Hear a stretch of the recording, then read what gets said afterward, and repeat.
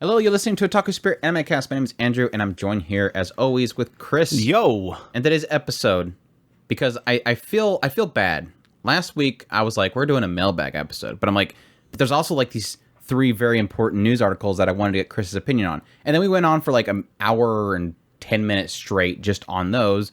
And we got barely any time for actual mailbag. So this is an official mailbag episode.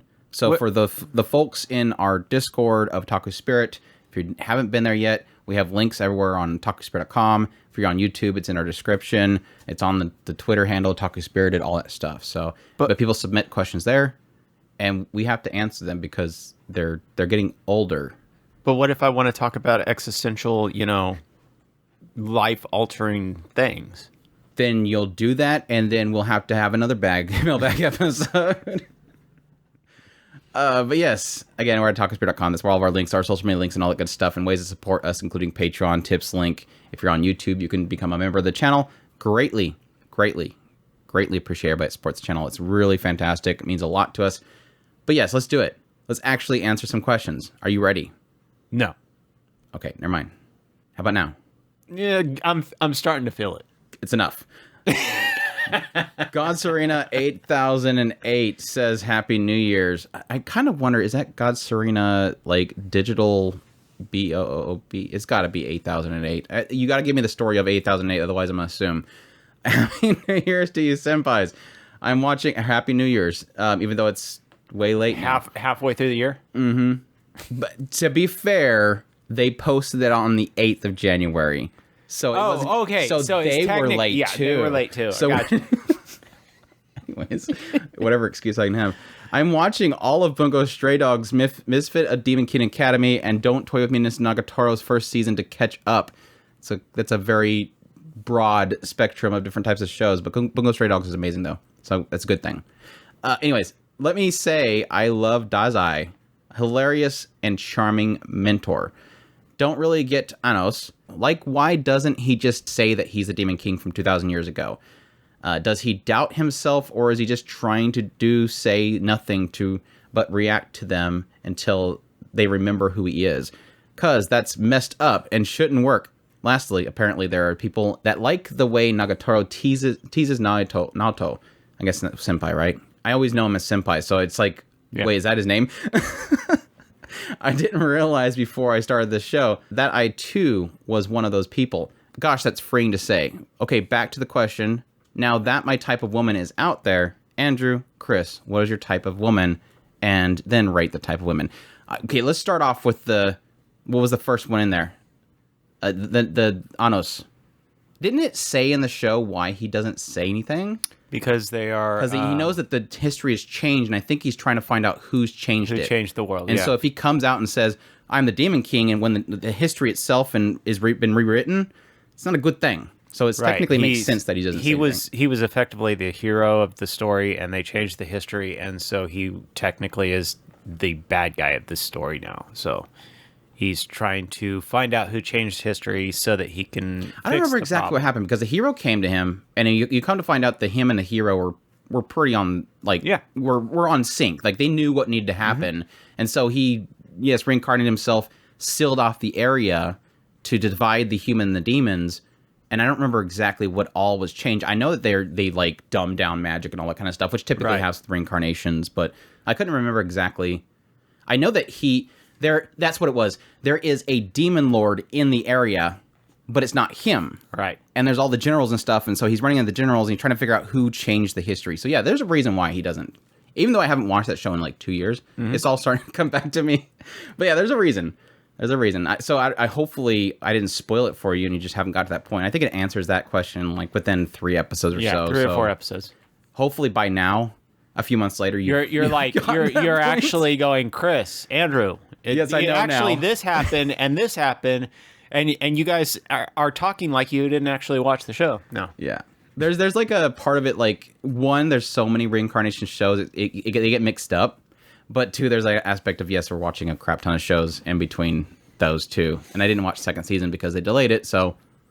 Is that even coming back on yet? Is that...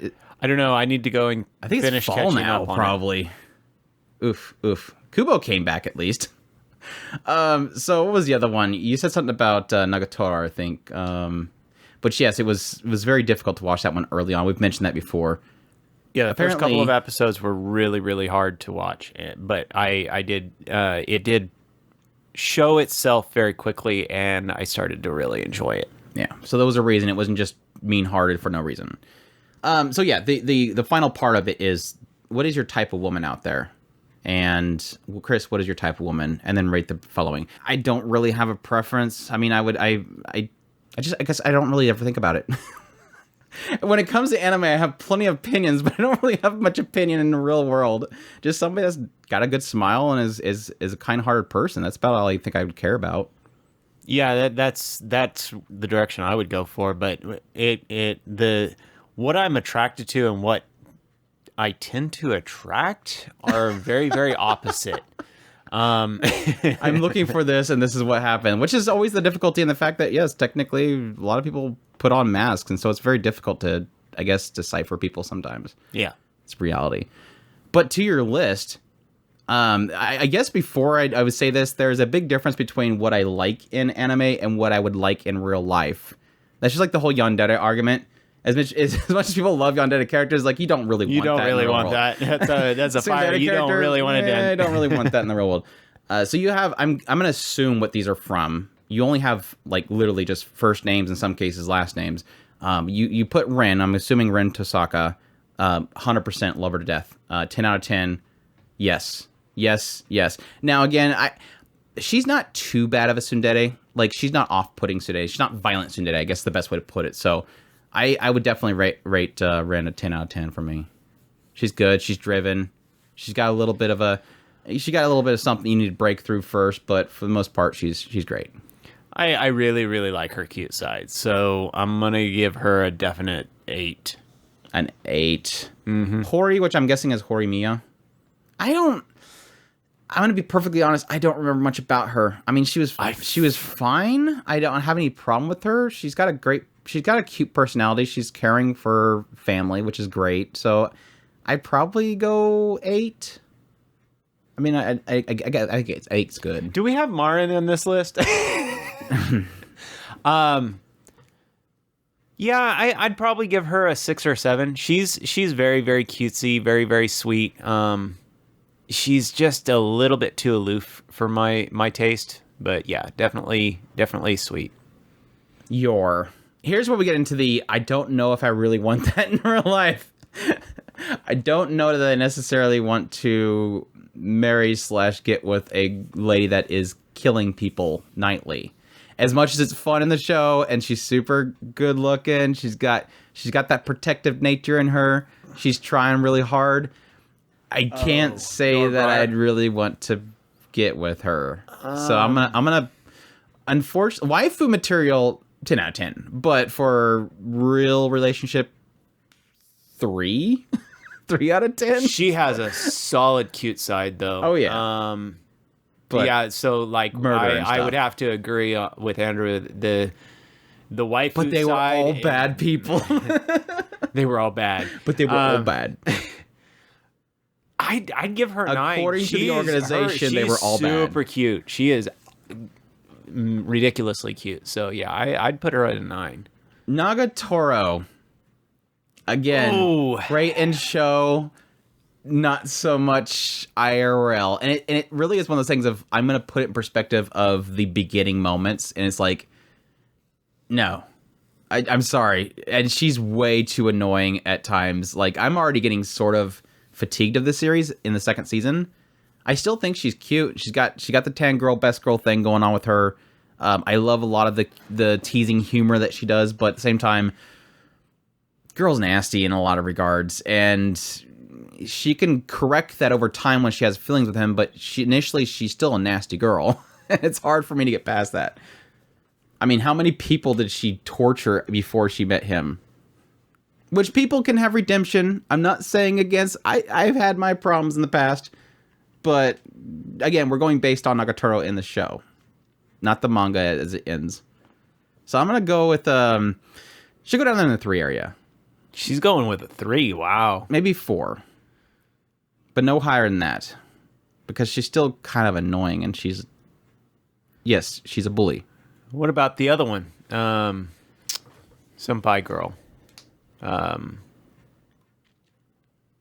His senpai? Nah.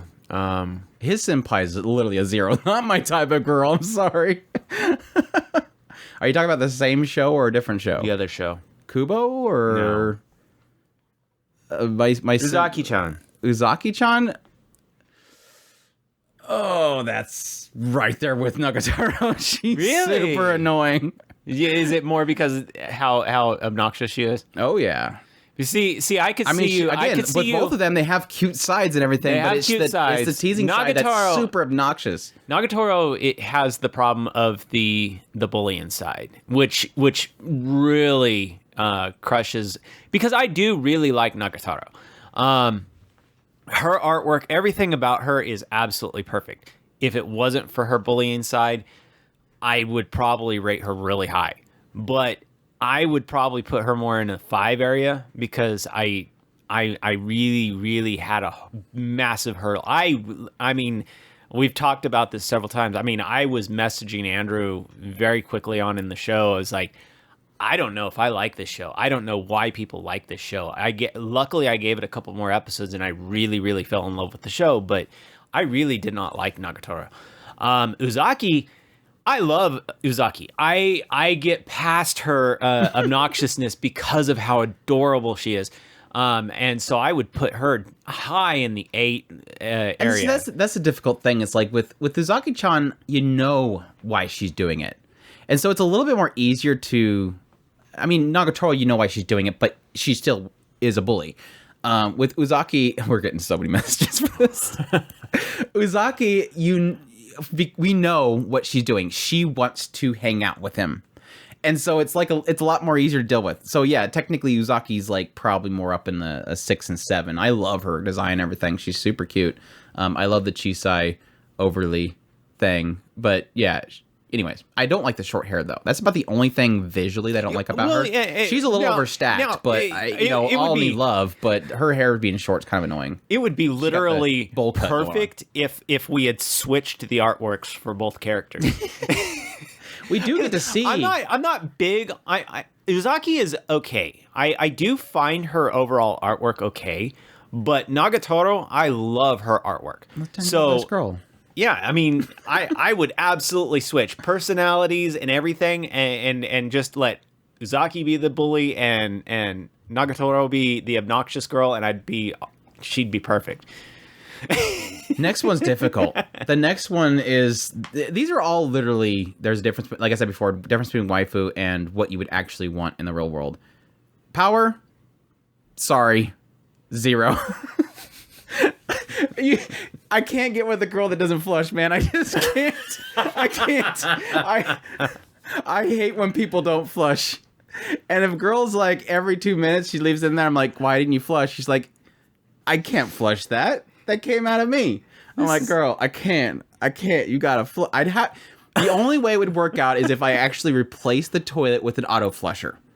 That's literally the only way it would ever work out. And even then, when you go to hang out, like you go to a party, you know, like a Christmas party with some family or something, and then suddenly somebody's like, all right, who didn't flush the toilet? And I'm like, it's Power. like I wouldn't even hesitate. I was just like, Power. It's actually funny. I'm actually a really, really freaking... He wants to watch a show now because of No, I don't. I have this massive thing against people who do that, who leave stuff in the toilet, and that is like... I like how all the discussion around Power is just the flushing. She's fun though. Like she's super fun. She's got that. She's dumb. Let's be honest. She's dumb, and that there is a lot of fun that comes from that in the show itself because technically Denji's dumb, and so they work really well together as basically the duo of stupidity.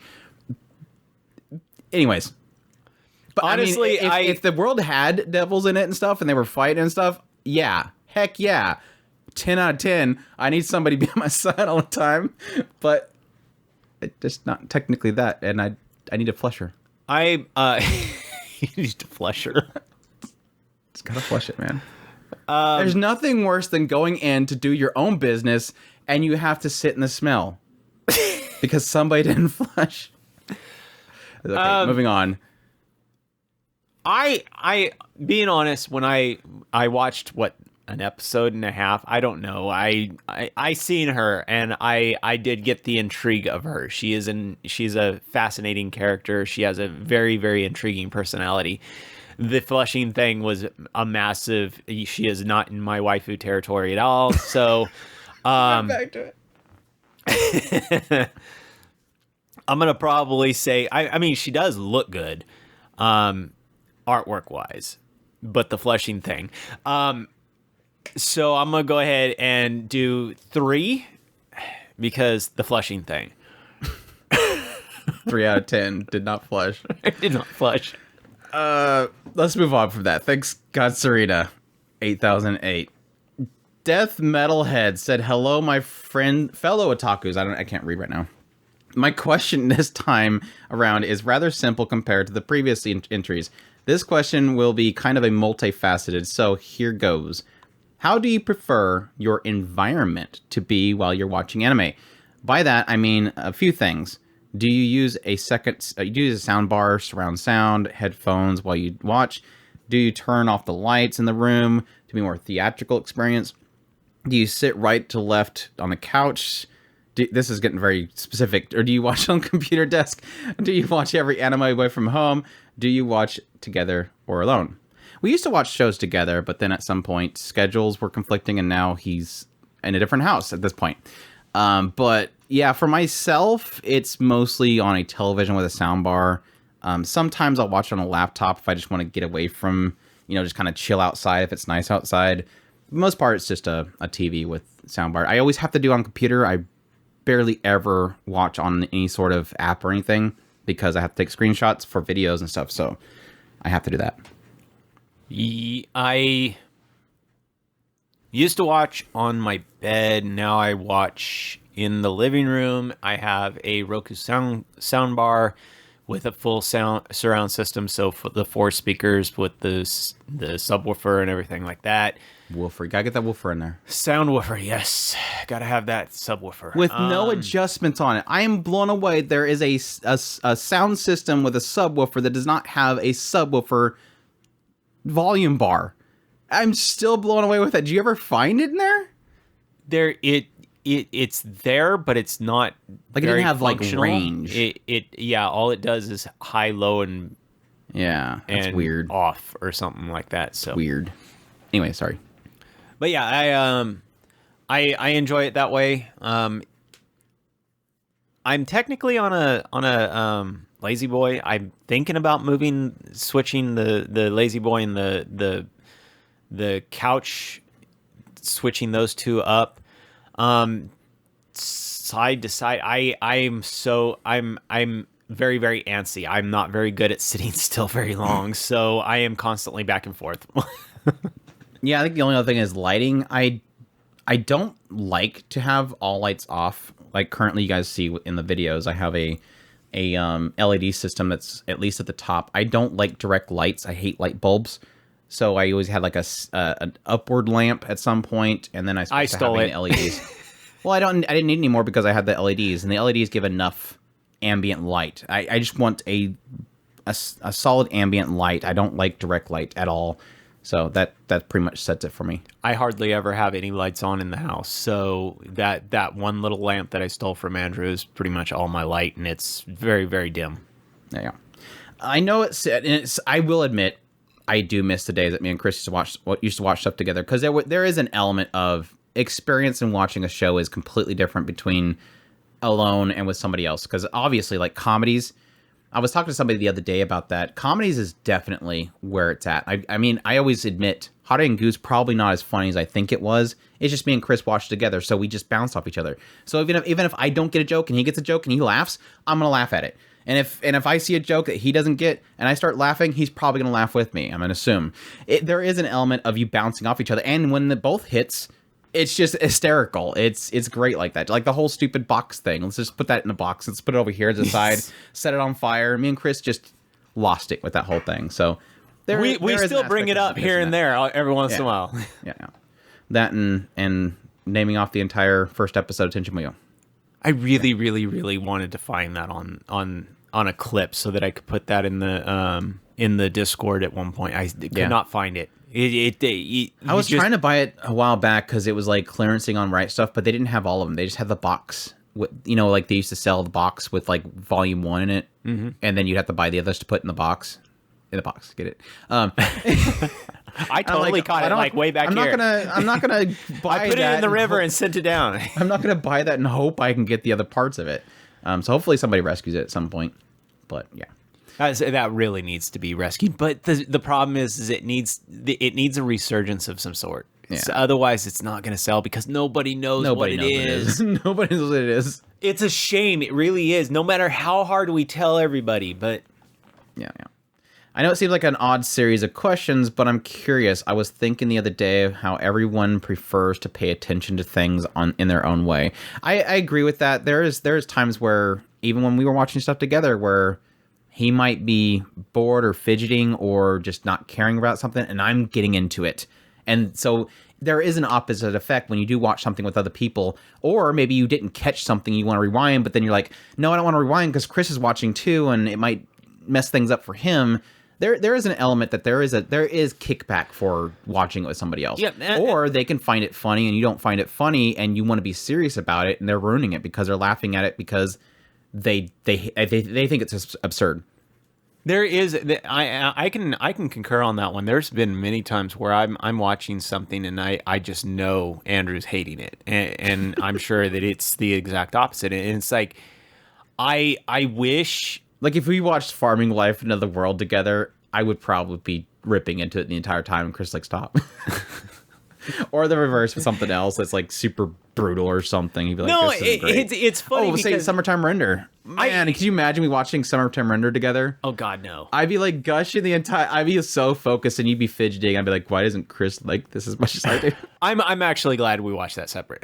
But Farming Life would be weird because he said Farming Life, and a tweak comes out of his wrist. That's so interesting.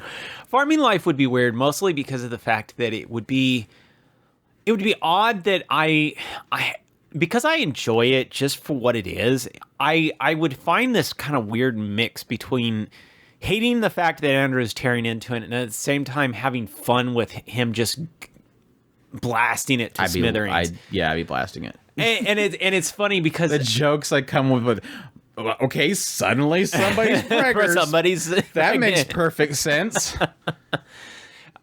And so it's like I would be of twofold. I probably would absolutely. I don't think that we could have watched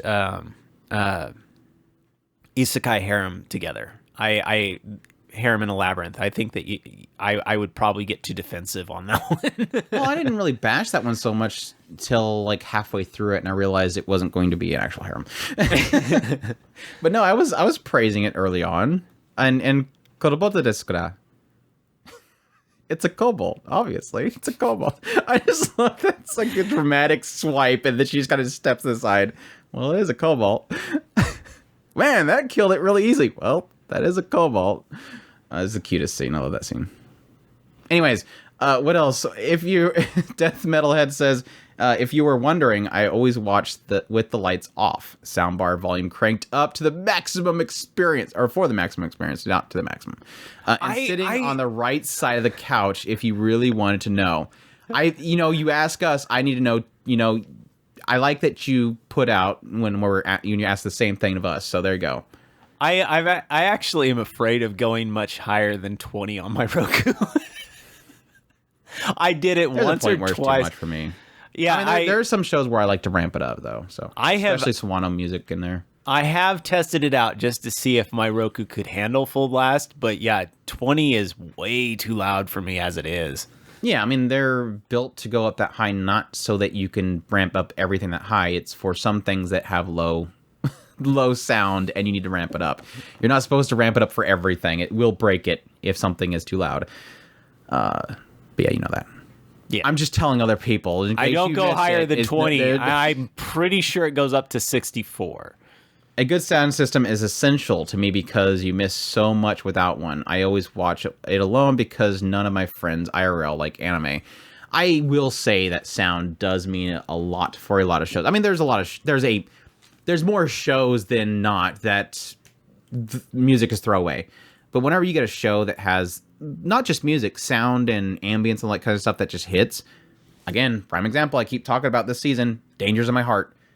Literally the emotion is portrayed by the music. So if you don't have the music, you think it's gonna noise or something? No, I was the cracking of the just staring at me with he's waiting to open up his bottle. But no, Dangers in My Heart, like I said before, it's one of those shows where very little is spoken. I mean, there's a lot spoken, but it's mostly in the head of the main character. But so much of the emotion is felt through the music. Like I feel like a gut punch every now and then with the music just hitting so deep, because the musician that did, a silent voice and stuff like that, they know how to be like very, very clear, but yet very gut punching instrumental, and it just works. So it just completely takes the whole show to another level. And so, yeah, that show has to be played with very loud sound. And like I said, Swano music. Swano music. And seiyus. I mean, getting that. They do such a great job of recording with most anime. A lot of cases, vocal recordings is priority. I mean, yes, you'll have like some shows like, what was it, Koikimo, where the male actor for some reason was phoned in. His audio was so crappy. But most of the time you can get so much emotion out of the characters. I mean, even a goofy show like Kamikatsu and having Aoyuki breaking down as their character was like, gosh, Aoyuki, stop. You're beating me up right now. Or, for example, High Card. They had Rie Takahashi in that one, where she was the up-and-coming cadet, not cadet, but like a police officer. And at some point, there's like havoc happening around her, and she's freaking out. And I was like, oh my gosh, dude, she just nailed this scene so hard. Rie Takahashi just killing it. And of course, here recently with this recent show that we shall not say, she's great. She's absolutely great. So there you go. Anything to add to that one? Sound itself? Oh, you were talking about cranking up your speakers and breaking them. Yes. I look forward to hearing what you guys have to say on this. Thanks, Death Metalhead, for the question. That was some good stuff. Good stuff. Patches even says it's a good question. So there you go. Gringo says, okay, I found out there are 3 seasons to Ascendance of Bookworm. Only season 1 shows up on Crunchyroll for me. So where do I find the rest of the season? I think they're on High Dive, weren't they? I thought I bought. Yeah, they're High Dive, because Sentai Filmworks released season 1 and 2 as a complete Blu-ray. I think it was originally on Crunchyroll, but I think High Dive stole it. So they should be on High Dive? Question mark? Check High Dive. Check High Dive later on.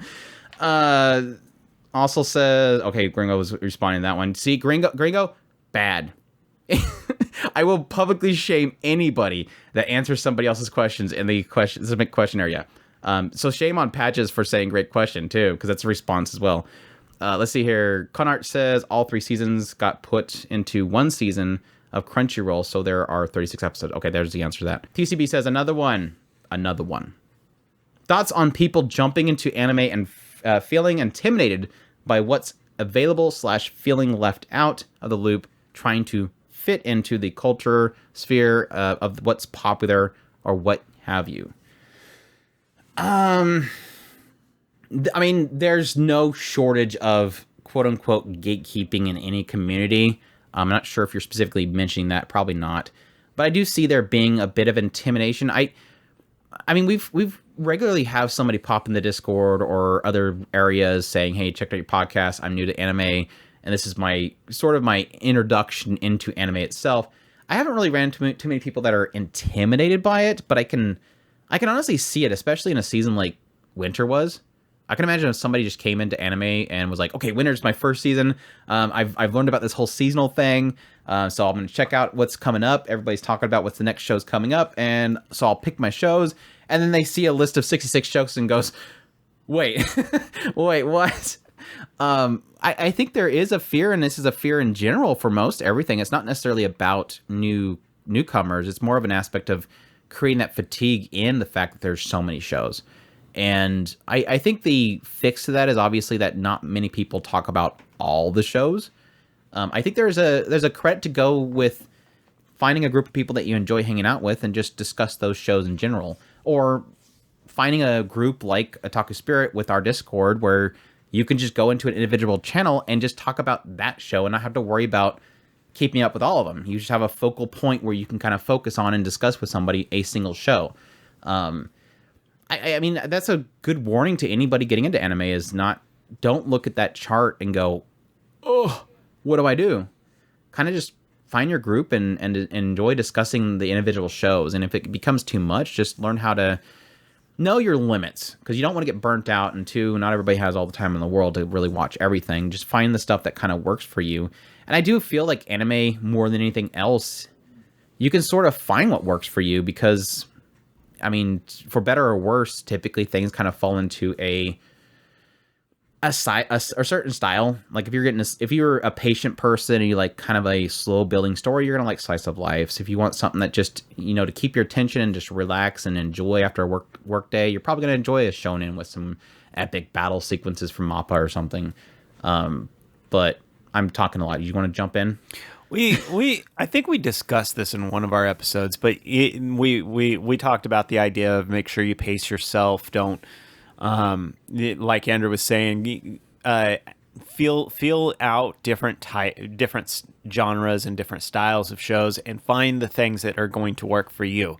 Not everything's going to work. Your chase will probably change over time. You probably will find yourself liking shonen one day, and then a little while later you end up liking death horror or whatever the heck you want to call all that stuff. We've run into people that were literally they were introduced into it by shonens, like Naruto and stuff like that, and then they got into slice of life, and that's all they care about anymore. And it's like, really, what a step from I was introduced by shonen epic battles, and I literally just fell in love with slice of life because they're so different from each other. And I mean, I find myself stuck in pretty much the more lighthearted stuff. I kind of tend to avoid the darker stuff, but I did like a lot of the darker stuff at one point. I just you will find yourself, as long as you keep yourself paced and don't even if you get tired of it, just take a break. You don't have to completely force yourself to watch, like Andrew said, 66 shows. You will burn yourself out. I mean, and I mean that's to that point of what they're asking here is like that fear of being left out, which I think it's logical. I mean, I can totally see that with a lot of people. Yeah.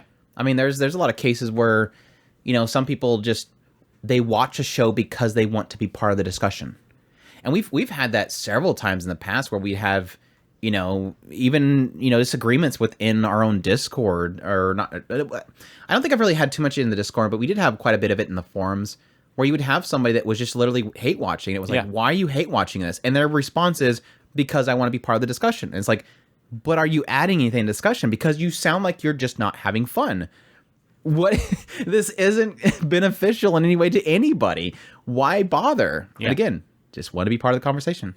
A lot of people just keep watching, especially shonen shows, going on to 100 episodes, and it's like, well, I've invested this much time, might as well continue it, and again, be part of the discussion. And it's like, I mean, you do you, you do you.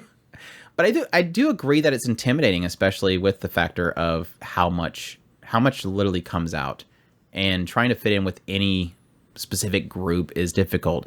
Like I said, I think that's where it comes into find a group of people that you enjoy talking about the shows with. Find a community like the Otaku Spirits community, link in the description and at otakuspirit.com plug, where you could just sort of channel with the specific shows themselves. Or I mean, there's Mayonnaise, there's AniList, where you can literally discuss individual episodes as well, which I think is a good route as well to kind of keep in the conversation. So yeah, I do feel not to force yourself to watch everything, and know when to step out of it, because that's the easiest way you can get burnt out.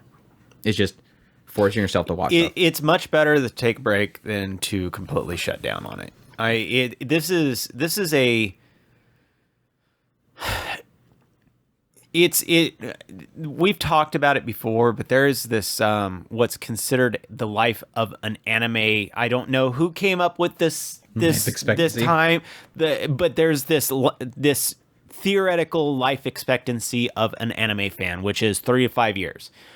We obviously have gone past that 3-4 times over now, so obviously we're I might not make it to 100 years old, but at least I can say that I live longer than most anime fans. That'll be one achievement I could put on my gravestone. I outlasted everybody else. Outlasted everybody else. I watched 5 million shows. Put that on my gravestone. But supposedly there's this time frame in which you can be an anime fan and then you're out.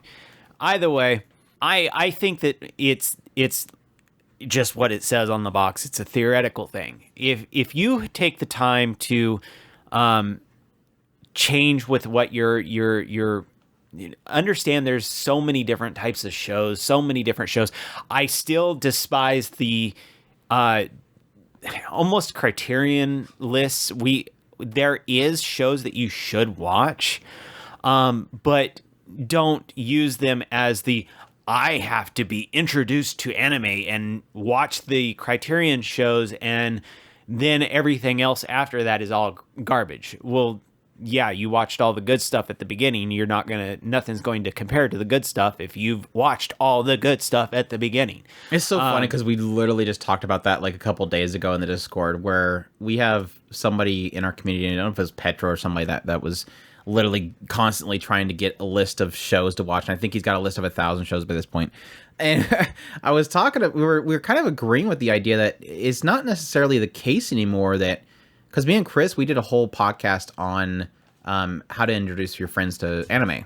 Yeah. And part of that discussion, we made it very clear, don't introduce your friend to the top 100 best shows ever and tell them to watch those, because then when they're done, they're going to think everything else needs to be that caliber, and it's going to be disenchanting to them. They're going to be like, this is what I love, and now this. But I don't think that's really... I don't feel that is as relevant anymore, because when we did that, there was like probably 20 to 30 shows a season when we first kind of did that list, and now it really feels like each season there's just at least 5 really good shows, and so it really feels like more so now than ever we're getting a lot. Yes, they're not to the caliber of things like Code Geass and stuff like that, or Steins Gate, but there's a lot of stuff that's up there in quality anymore every single season, where I think back when we talked about that, there was a lot of seasons where you didn't have shows that were like that. But now, like I said, these days, like this season, we have Heavenly Delusion. We had Summertime Render last year. There's a lot of shows that are literally up there as a possibility for being those types of shows. And so I still think it's important not to set standards, but at the same time, I don't fear it so much anymore. Agree, disagree? I'm not going to disagree Obviously with you. Disagree because you just literally just said that. I'm gonna say I would be careful. I think that there's too high of an expectation of. I mean, my opinion is going to stay firm in the area of anime as an entertainment medium. It is, yes, there is art in it, but it is an entertainment medium first, and there's gonna be a lot of stuff that just literally all it does is entertain. It's just entertainment. They're not all out to say something really. Yeah. And I mean, yes, I'm not going to disagree with you on the idea of there's a lot of good shows that are coming out. I firmly agree with you on that. But to hold out the idea of watch all the good ones at first and then expect everything to be good is a bad idea. Yeah. Blue Spark says, is there any chance you're going to fix the website in the future regarding the MP3 downloads option for the podcast episodes? Ever since the forums broke down, at least that's when the change happened. I've been managing with your XML file, but it's a bit of a hassle just scrolling through to check the new episodes, copying the link and pasting it into an address bar and downloading as save as. I was trying to see if I could I really looked into this. I was trying to find if there was a possibility of making a way that the website itself would automatically pick up the XML file and list it out just like you would on a podcast, but I couldn't find anything that wasn't like a full-on app itself.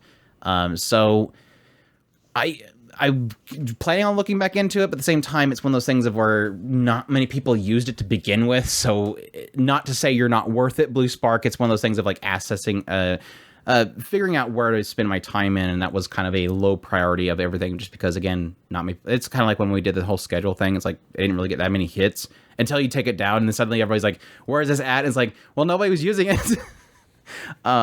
It's a difficult thing, but at the same time, I'm just trying to. So if anybody has a solution how to make a site automatically pick up your XML file and list out the contents of it, kind of like a podcast, to do that, let me know. But I don't have an option currently, so maybe an RSS feed aggregator. That's I would assume would work because it does similar to the RSS feeds. Yeah. And I have used RSS feed aggregators, and they work for most of the stuff that I'm looking at it, but I'm not looking at it for MP3s. So take that into consideration. That's maybe a direction I'm trying to point you in, if that makes sense. Yeah, I mean, I think that's why most people don't really use the download link, is because typically with depending on what kind of device they're using, I mean, most people on a phone or something like that, they're just going to use an app that's a podcasting app and it pulls it. But even if they're on a computer, iTunes, literally, if you put the feed into iTunes and you click to download it, and it literally puts it on your computer. Like iTunes does it for you. So it's like, again, I think that's why we didn't really get much traffic to the actual download pages on the website, because there's so many other options to do.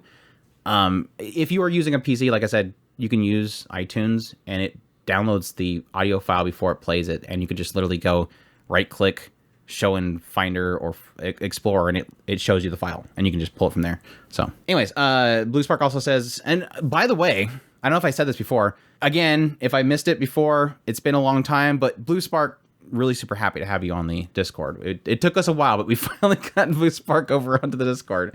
I'm happy to have him there. But anyways, okay, a tiny hassle, but I still want to shoot you a question.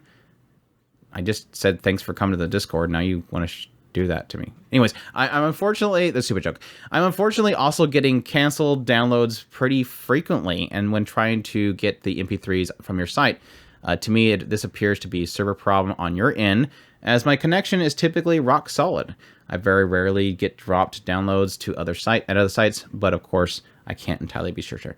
I would assume it's probably the server. If there's a lot of people hitting it at one point, it's probably going to have some sort of miss there, and I don't know. I've never been notified of a downage of the server itself, so I can't say for sure, but I am looking at alternative options for places to put the files, because honestly, the server we're putting it on isn't necessarily designated for a podcast or / video or anything like that.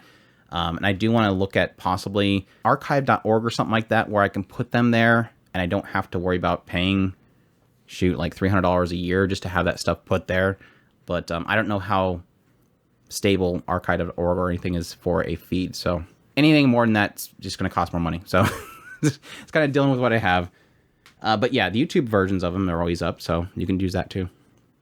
If you don't think this type of question fits the podcast, I'd appreciate a quick answer here instead.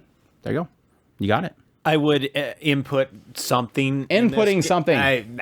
Welcome, Blue Spark. Yeah, welcome back. Actually, I was going to throw out, did you look into Spotify's FM thing? Or did you see if that would possibly host?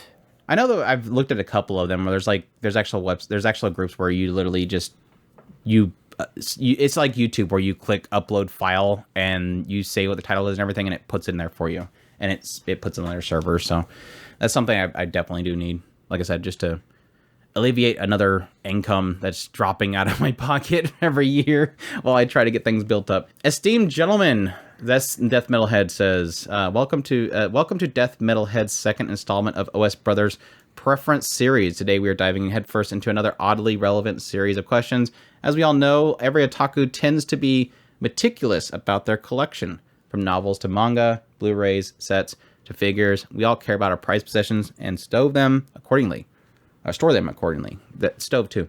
Our question today follows: how do the two of you organize your collections? This doesn't really apply to figures, as I really think they just arrange them in a way that seems visually appealing. Okay, so that's the first part. I don't have a method. For like Blu-rays and stuff like that, it is technically, I'll keep DVDs and Blu-rays separately just because they're so different in size. I don't want to have like a bunch of like ups and downs from the size up, their vertical size. I typically keep ones that have sleeves together, those that have no sleeve and it's just straight Blu-rays together. all, of course, novels together based on the series itself in order, typically starting from left to right when in order of them. And again, similarly, it's kind of sticking to the size of themselves. There's often a lot of cases, a lot of publishers will have a similar size to their mangas and light novels, so I'll usually keep them together as well. But that's pretty much it. But yeah, pretty much figures is whatever's aesthetically pleasing or fits. So I have a bunch of figures in a box. I suck. And I make sure to organize them in the way that they fit more in one box. Right? Yes. Yeah, there you go. I like my figures. They're pretty. The focus day on novels, manga, and Blu-rays. Do you store them in particular order, alphabetical? There you go. There's that question part there. Do you care or simply slide the newest purchase into any open space? That's the most annoying thing, especially for novels and manga, because like you'll fit them in the shelf, and then the next volume will come in the next day, and then you have to like scoot everything down and take something out of the shelf in order for it to fit. Most cases, what I'll do is when I get the next volume, I'll put it on top of it. So they're all stacked sideways, obviously, and then I'll put the next one on top of it horizontally. And then when I get probably another one, then I'll reorganize everything. I'll shift everything down and fit it in there. So, but yeah, that's the worst. That is the absolute worst, is when you get another one that fits in a certain area, you have to shift everything down. So I'd probably be a lot more annoyed if my figures were broken or something. I'm not good at taking care of that stuff. I really suck at that kind of junk. So I am not meticulous like Andrew on that. He bugs the hell out of me with his dust. Anyways. Yeah, I like when he had that shelf in the other room, and it was literally like everything was just set sideways up there. They weren't stacked in any like, they weren't like uniform or anything. He just literally just like, here's the no game my life. He literally just sets them flat sideways and just sticks them up on the shelf. I'm like, okay, don't get involved. Don't get involved. It's great. I like them. I'm not that crazy about it. I don't know how to explain it. It doesn't have that kind of, I like them. I like that I have them, but they're figures. I know. I know. I suck. I am the worst. Wow. Like I feel like he's criticizing all the collectors. No, I'm actually criticizing myself. I wish I had that drive, but I don't. I really don't. Death Metalhead says, I personally don't organize my manga and novels in any particular order way on my shelf. My only So are you like criteria- me? Are you like me? Do I have somebody who's similar to me who likes to collect them but don't really care? My only criteria for shelving books is the height of the book itself. So yeah, you like that uniformity across it. I try to keep similar sized books next to each other because I think it looks better. For Blu-rays, I currently have them alphabetical order, but consider trying to sort them in studio once I get more of them. Now I will say this. I mean, that kind of works, but for it, like I have like all the Aniplex ones from like Shaft with like the Monogatari series and stuff together, but that's mainly because they're the same type of box from Aniplex. But that's a feat. The only ones I have in alphabetical order is the plain Blu-ray jewels. I have those in alphabetical. I don't know why.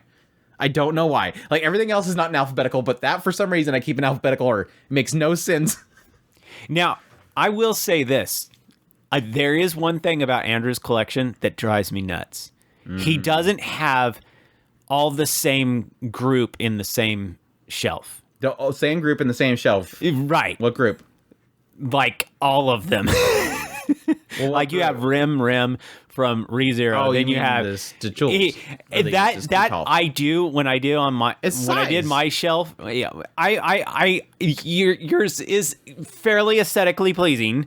But yeah, that is kind of one thing that I did, and I did bump into that every once in a while. Even in my stuff, is sometimes I would have all of the Cancali girls in one shelf, and I would either have too many of one or not enough of one, and so I'd have to fit something in that one little spot right there. And this one wouldn't have a spot, and it would drive me crazy. That is my ticky thing for whatever reason. He didn't have them all together. Because I don't think he had the Dog Days girls together. Yes, They were separate. And then he had like this smattering of stuff just like laid out in there. Like the kite for the girl from Gargantua was like down on the bottom shelf. It was weird. Because it didn't... It didn't fit. Bingo! You almost said it, you cunt.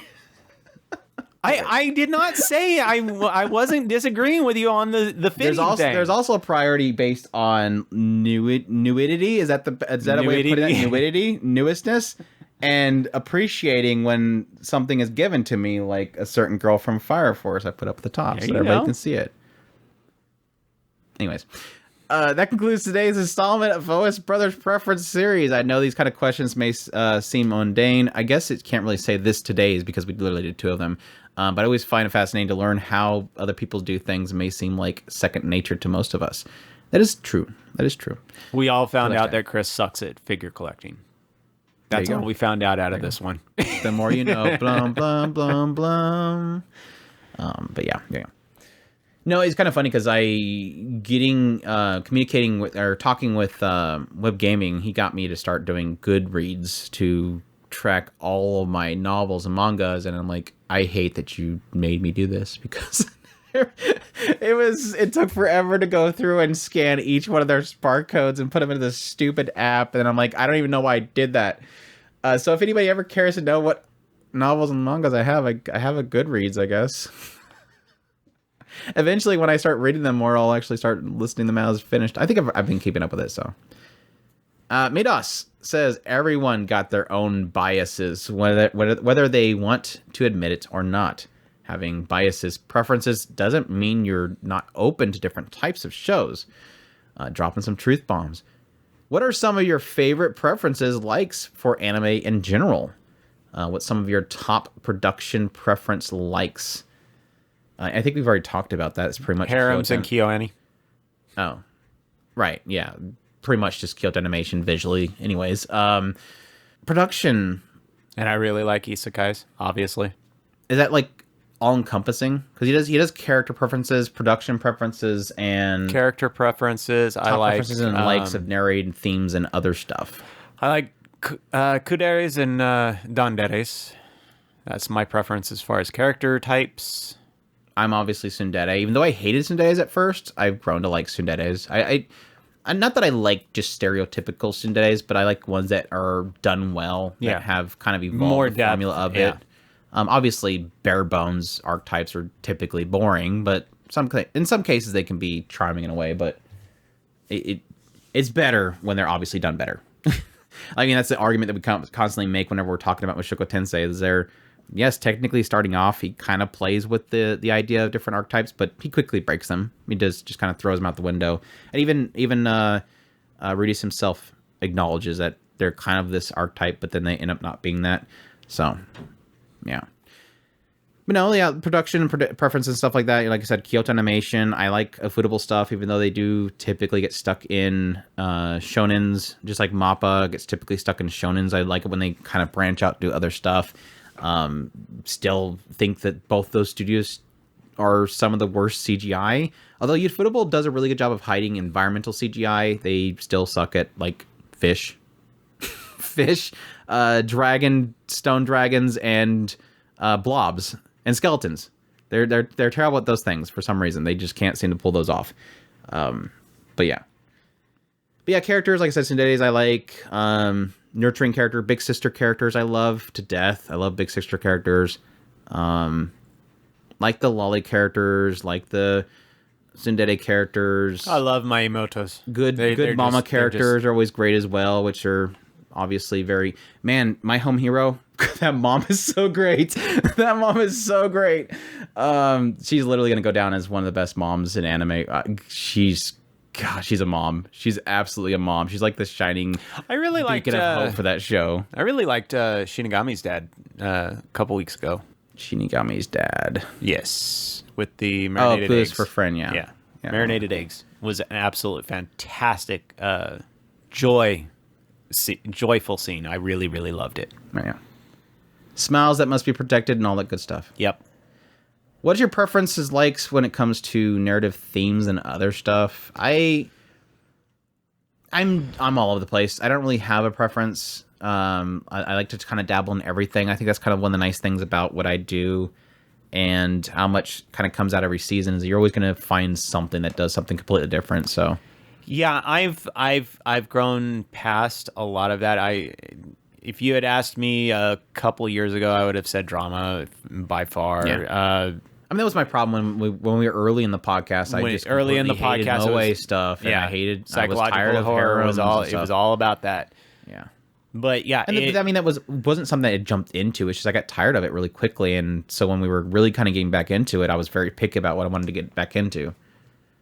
But yeah, as far as a narrative thing that probably slice of life. If that's a narrative, I mean, I guess that. But no, I mean, putting aside everything else, like I mentioned earlier, I do appreciate when shows really kind of bend your mind. When they try to do something different, they're obviously trying to kind of trick you, shake the mold up. Those are always good, so.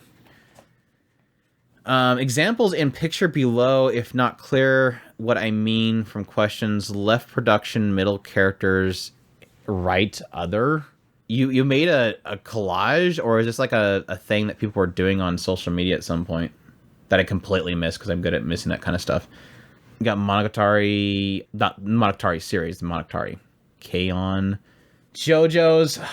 JoJo's, I'm joking. Got a lot of older shows in here. Jeez, good stuff. Cardcaptor Sakura, Zetsupa Sensei. Well, he's got wolf children in here. He likes wolf children. That's who that was. Magical Circle really Guru Guru. Magical Circle Guru Guru. Shout out. Bocchi the Rock, obviously. Everybody loves Bocchi the Rock. Millennium Actress. I still in my watch of shame is Millennium Actress. Akiba Sailor Uniform. Good stuff. Good stuff. Void Dragon says there is a serious question that I want to get your opinion on. What are your thoughts on ambiguity or show don't tell? I ask because in some of your videos you seem to me to take issue with things not being clearly stated or outright confirmed. There's obviously going to be different limits depending on the show itself. In a lot of cases, you can have a show that's not working for you, that it sticks out more than shows that are. Because the best way that I can describe it, there's some cases where I'll watch a show, like, for example, it's a really good example because it's so fresh in my mind, I'm digging so far into it. Mushoku Tensei Jobless Reincarnation, I always give the benefit of the doubt to the writer because they have shown to me that if I wait, this will be answered. Whereas there's a lot of shows where it's not working for me because me personally have felt like they have not delivered on things enough that I can't trust them. The complete opposite example is something like Sunny Boy, which I'm guessing maybe possibly the trigger because I've stated before that I wasn't a huge fan of Sunny Boy. Even though I really enjoyed it throughout its airing, at some point late in its airing, I realized it wasn't going to answer anything. At some point, even though I had the hope the writer was going to answer things, at some point realized they're not going to answer anything. And I do believe there is a give and take on what you enjoy despite not having answers because there's enough to kind of draw from versus cases where you're not enjoying it and you just feel like you're being strung along for the sake of the writer to go, well, what did it make you feel? What do you think this means? And at some point you're thinking you're just literally throwing stuff on the screen and saying you figure it out. Like you didn't have a narrative here or a focus. And yes, people can draw conclusions from Sunny Boy, that's fine. But me personally, I felt kind of like I didn't get enough answered when it should have answered something. Just to throw it out there, okay, we are a couple of people who actually went through and sat through Lost, okay? So we're inherently kind of distrustful of authors that don't prove themselves worthy of our time. So, is that literally like we're holding up the teddy bear and saying where Dad hit you, and you're where like, did Dad hit me? Right, and right here. Lost. that Lost emblem sized or shaped bruise right there. Freaking smoke monster. No, it's one of those things that I know what triggered this. It was probably the farming life in another world. And maybe you might have missed that, or maybe I mentioned this later on and explained it, and you may have heard that whole thing. But if you missed it, I explained it in the fact that the show itself didn't say it, or show it, or confirm it, and the source material did. So the problem there is that they literally removed it. So I have a right to be angry because they literally scrubbed it out of the show and they didn't need to. I personally am not... ambiguity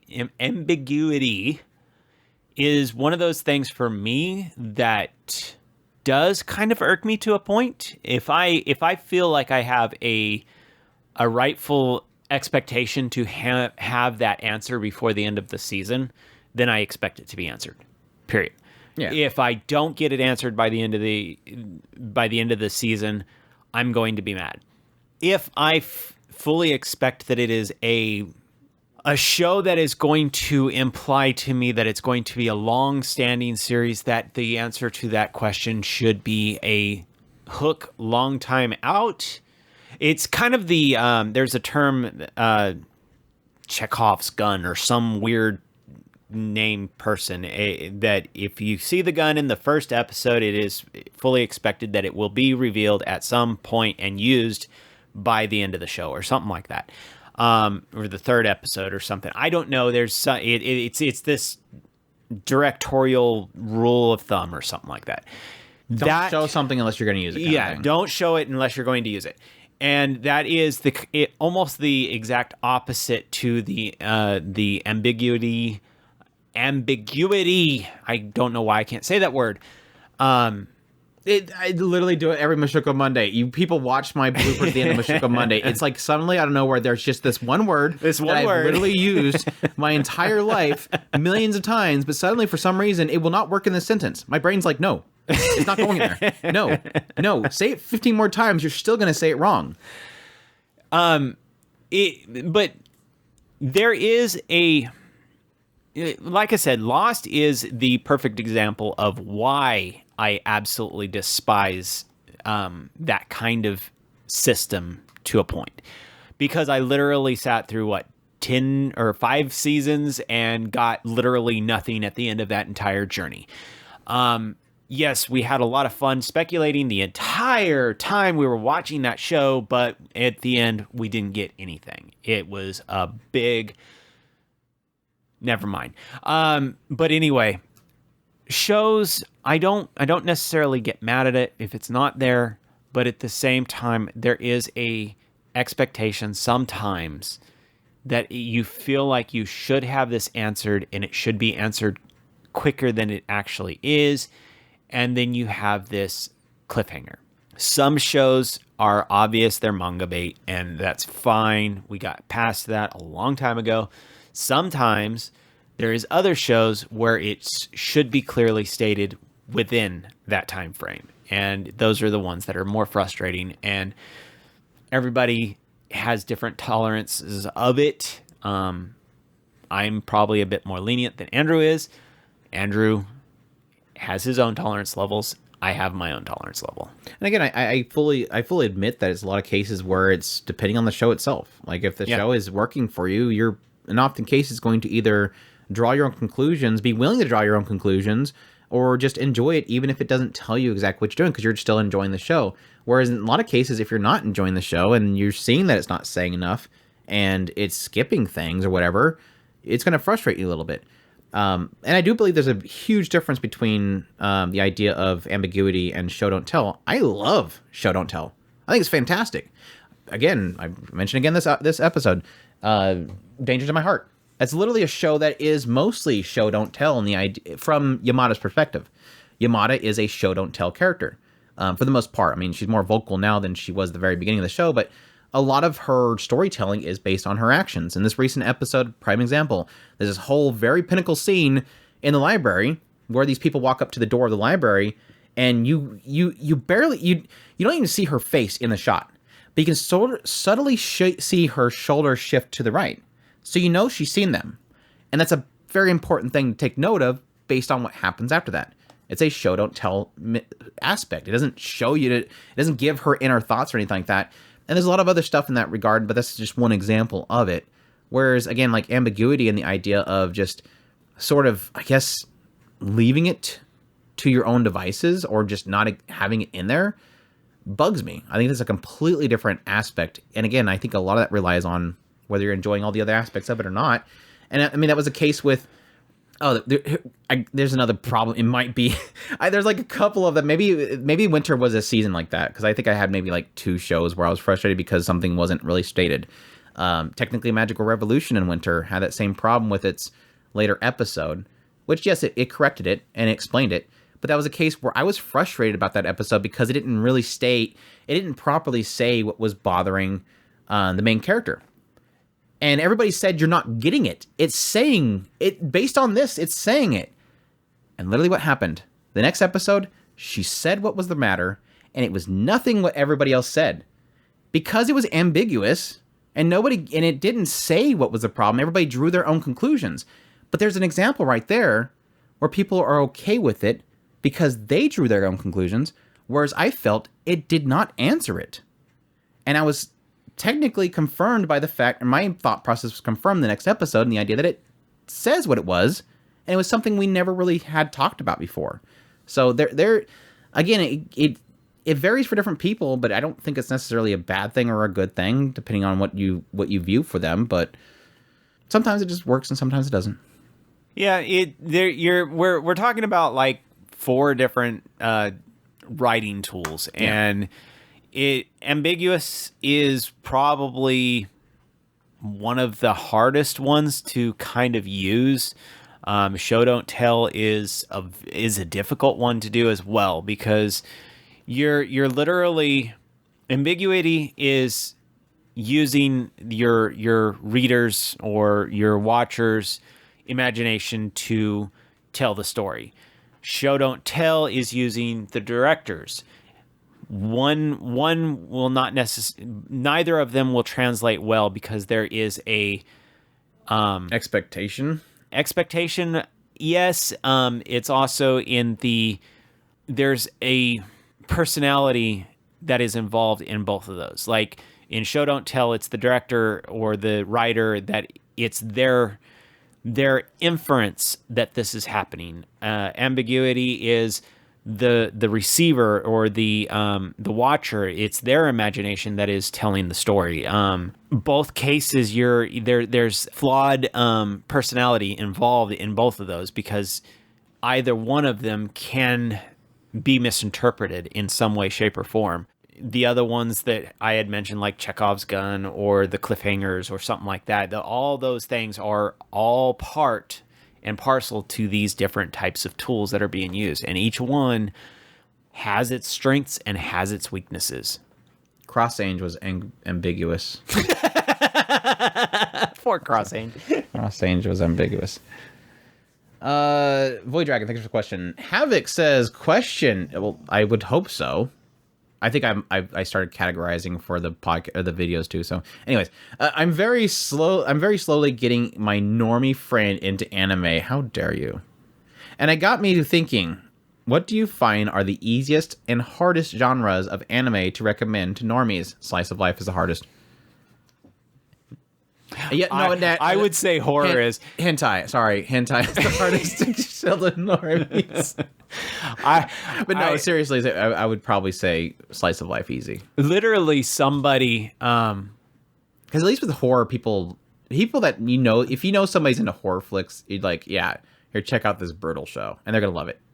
No, actually, I would say no, mostly because I know that they're horror in the Western sense is very different than horror in the Japanese sense. So it's not. Oh yeah, for sure. I tried to I wanted to make a suggestion, and then I realized very quickly it's not the same. So although I had set this person up to accept it, I was very, very aware that I was not in a good place to be able to. Well, yeah, it's different for each person, for sure.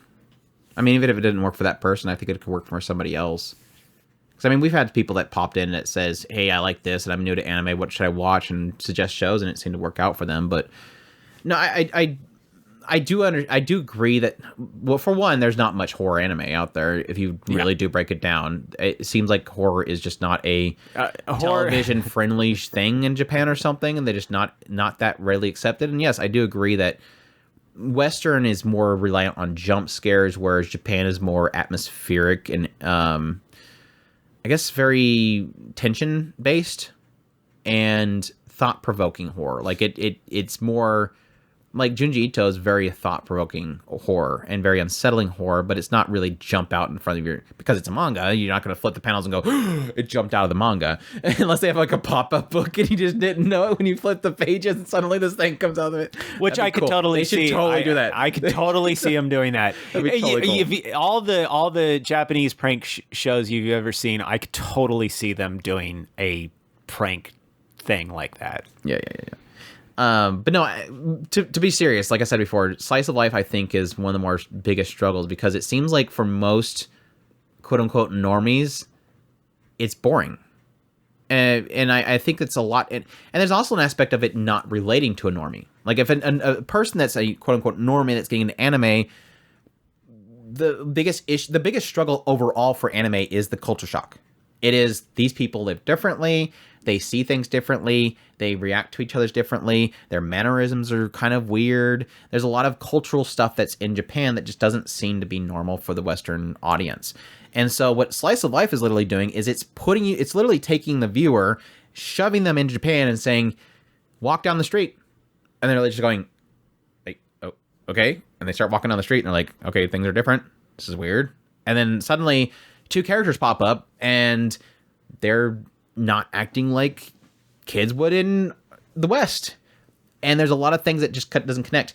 And I think over time, as you really experience, the Japanese culture / anime or whatever, which yes, I'm going to put the caveat there that anime is not Japan, just like Popeye is not the United States.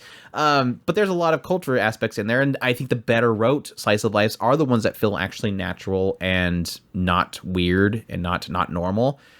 But there's going to be a lot of those little things and references and stuff and how they act that's going to be different than what we kind of expect. And since it's slow at the same time, it's a lot harder for people to kind of stomach. So, and then I think part of that really does reflect in when you see the general population of anime fans don't even watch Slice of Life. So if even anime fans aren't watching it, it gives me an indication that normies wouldn't either or even enjoy it. So, yeah. Easiest is probably Shonen. But it's you ask anybody. Easiest, yeah. If they've watched, when they say, "Oh, I watch anime," and you go, "What anime have you watched?" The first thing that everybody says is something like Naruto, Dragon Ball Z, or something like that. So obviously, most normies can handle Naruto and Dragon Ball Z and stuff like that. And that's the funny thing, because it's easy to say that, but I would say that if it's anybody above their teens, it would be probably harder to introduce them into a shonen. Whereas I think when you get to older age, it's going to be a little more difficult to kind of suggest a particular show, and that's when we get into probably for normies in adulthood, it starts to lean to things that are maybe more sci-fi or psychological stuff like that would probably pique somebody's interest. Probably more male audience than female audience, but there's probably enough female audience out there that would enjoy a nice mind bender type of show. Because I don't think for an adult going, hey, check out, hey, 35-year-old coworker, go watch Naruto. That's a good way to get an anime. They're going to be like, that show is so juvenile. I hated it. It's a little harder for somebody to kind of jump right into a shonen when they're a little bit older, I think. So, my opinion. But, yeah. Was that it? No, that was another part of it. Easy recommendation for me would be a shonen where I find the comedy anime being harder. Oh, yeah, comedies. Woo! Comedy's a very difficult one. I agree, because there's a lot of cultural references in there that you're going to completely miss. I would agree too, because most, like Andrew's saying, that goes into that culture shock thing of if you don't understand a lot of the context of the joke. I think some work like Konosuba, where it's more general comedy and it's just more self-deprecating. Slapstick is different. And a lot of and it's very fantasy RPG-ish. So if you have a friend that has enjoys JRPGs or fantasy, they enjoy it.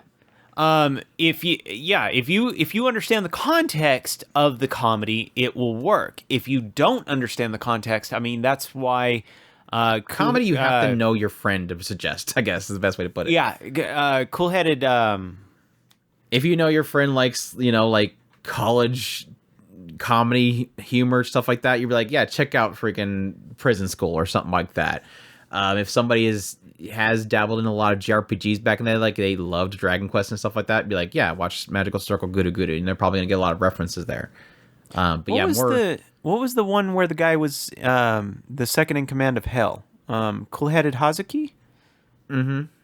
And that one is massively makes massive references to I mean, that's just like culture, and it is one of the same way. Otaku Elf is very similar, yes.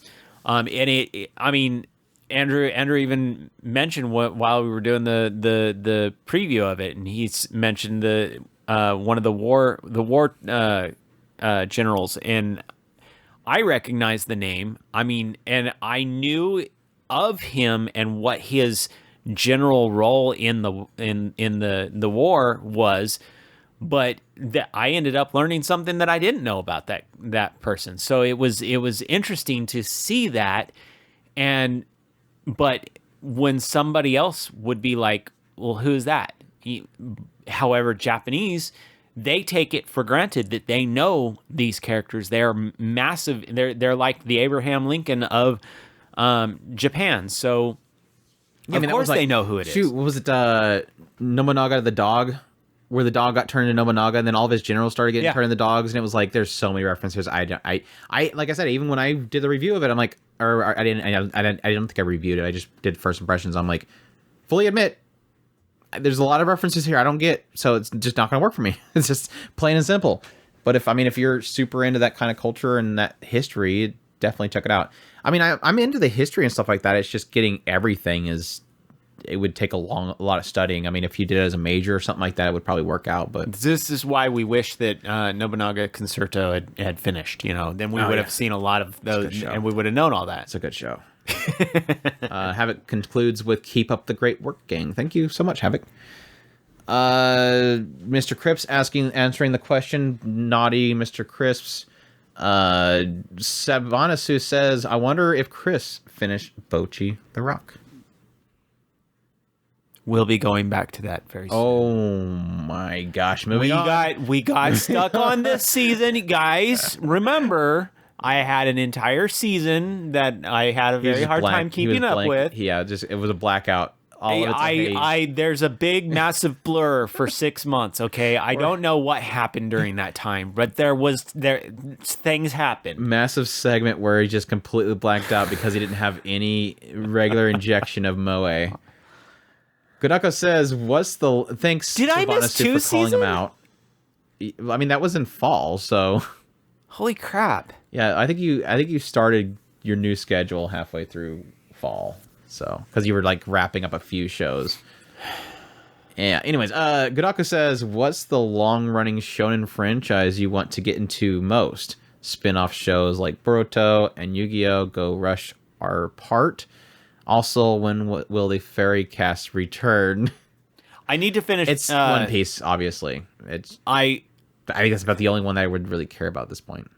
I kind of do want a Hunter x Hunter. You want to watch One Piece? Yes. I mean, it's the only one that I haven't watched, really, that I eventually will want to get into.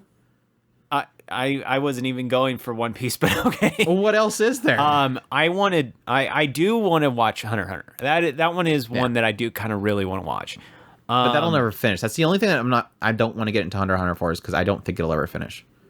You think so? The manga's not done. I'm convinced that One Piece and sick. I'm convinced One Piece is never going to end. That is true. There are still episodes of that show coming out. I think he's planned it. He says so. Yeah. But he has not finished. But he's getting up there in age. I think he has a plan to finish it. Whereas I think with Hunter x Hunter, literally the manga's not done, and he tries to start it back up, and then he goes on hiatus again. He's not doing it. And I hope that he gets gets better, but still. But I am going to finish Fairy Tail at some point. That's going to happen. Bleach, I'm obviously going to finish. I do want to get back to Boruto. I have finished Naruto. I do want to get into Boruto. I do kind of like the idea of a second generation of those characters. So I am interested in it. My next on my list would, like I said, would be Hunter x Hunter. I do kind of want. I actually take that back. Dragon Ball is going to come back before then. I'm going to go through all the supers at some point. Then I will go to Hunter x Hunter, and probably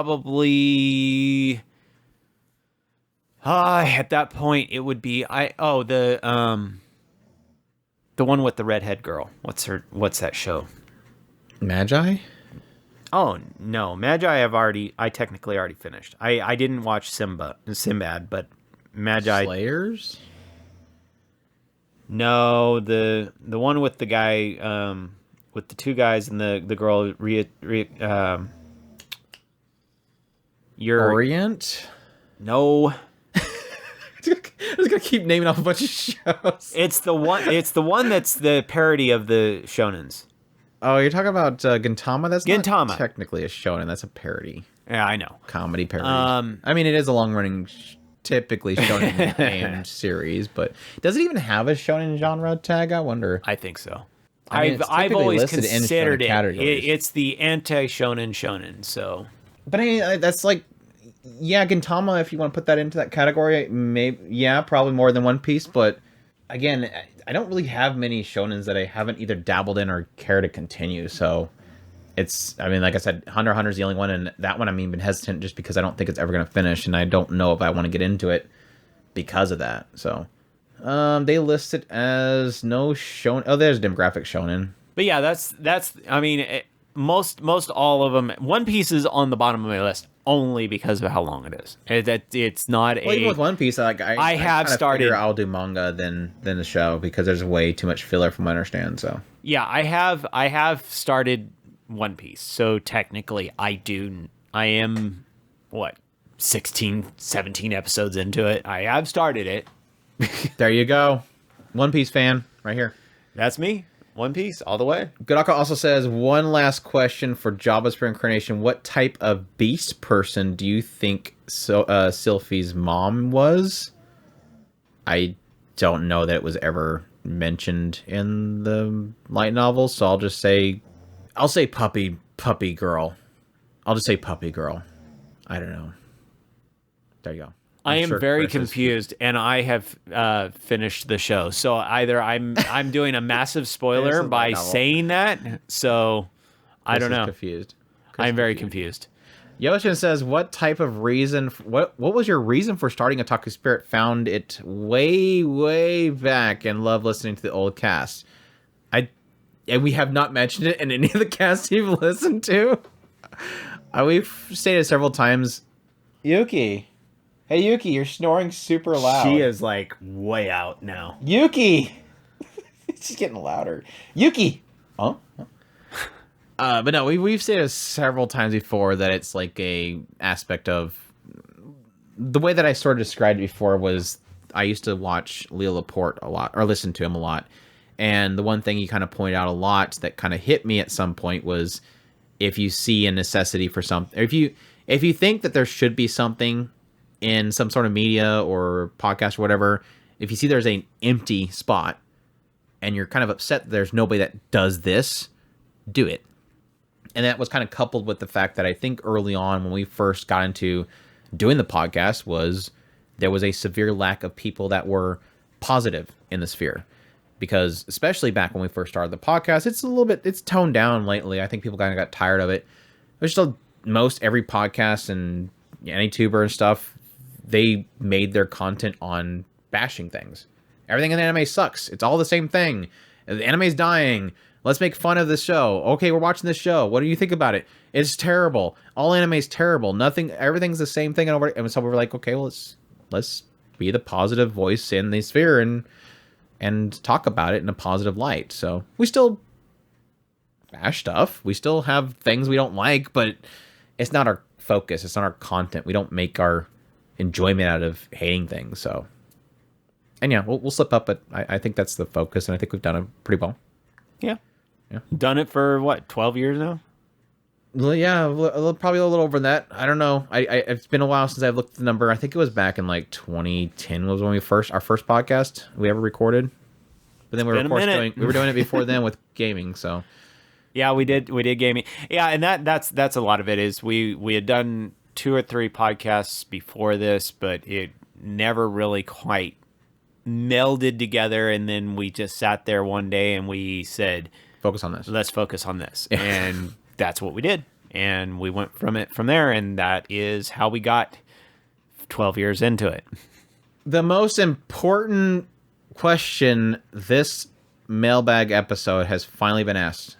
Death Metalhead says, what the hell is a ribbon pregnancy? Please explain yourselves.